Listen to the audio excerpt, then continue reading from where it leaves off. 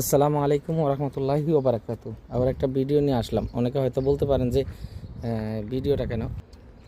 তো আমি যেই বিষয়ে আপনাদের সাথে আবার একটু কথা বলতেছি সেটা হলো এই রহিম ভাইয়ের যে গাড়িটা নিয়ে বিষয়টা নিয়ে কথা বলতেছি। গাড়িটার কাগজপত্র আমরা রেডি করছি আজকে 2-3 দিন তাহলে খুব মানে দৌড়াদৌড়ি হয়তো সকাল 8টার দিকে আমরা হয়তো রাজা ভাই আর আমি আসতাম এসে আর কি মোড়লের সাথে কথা বললে কাগজপত্র সব রেডি করে আলহামদুলিল্লাহ আজকে আমরা গাড়িটা পাঠাবো কোম্পানির কাছে। এবং এই গাড়িটার হিস্ট্রিটা আমি আপনাদেরকে একটু বলি, তখন আপনারা হয়তো বুঝতে পারবেন।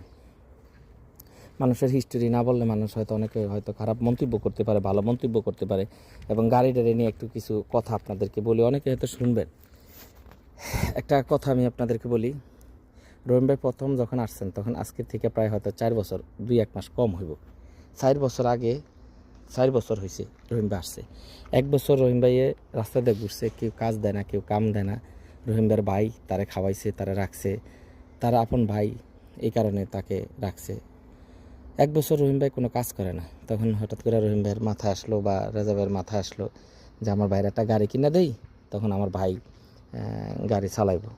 তো গাড়ি চালাইব আলহামদুলিল্লাহ। সৌদি আরবে আসার পরে এই 4 বছরের ভিতরে তিনি এই গাড়িটাই চালাইতো। এবং এই গাড়িটা চালানোর পরে তার ব্যাকগ্রাউন্ডের আরও কিছু কথা আছে, সেগুলো আপনাদেরকে আমি তুলে ধরবো। মানুষটার কাছে আপনারা দোয়া করেন আল্লাহ যেন তারে ভালো রাখে, শান্তিতে রাখে।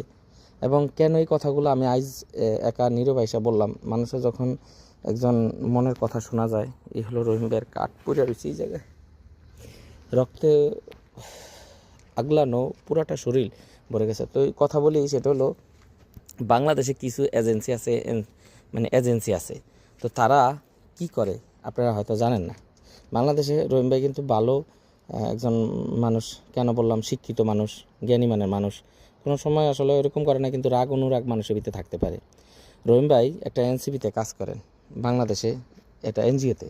তো এনজিওটা হলো কোনটা, আপনাদের গ্রামে থেকে ভালো একটা পোলা নিয়ে তখন তারা ভালো একটা প্রশিক্ষণ দিয়ে কী করে, গ্রামে গ্রামে লাগিয়ে দেয়, হয়তো মানুষের থেকে টাকা নিয়ে কোম্পানি চলে। তো রহিম ভাই সেম এরকম একটা কোম্পানিতে পড়ছিল। কোম্পানিতে পড়ার পরের থেকে রহিম ভাই প্রায় বিগত দিন রহিম ভাই কোম্পানিতে কাজ করছে, বিভিন্ন দেশে গেছে, ঘুরছে, কোম্পানির খাওয়া দাওয়া, কোম্পানির সব কিছু।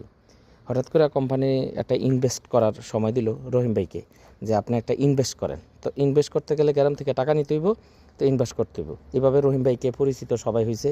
রহিম ভাইয়ের বাড়ি হয়েছে কি আপনার পাবনাতে, এবং আমার বাড়ি চাঁদপুর, কিন্তু ওনার সাথে থাকা খাওয়া একসাথে, তো এই কারণে আর কি ওনার সাথেই বিষয়গুলো জানা। তো রহিম ভাই প্রায় 20 থেকে 25 লাখ টাকা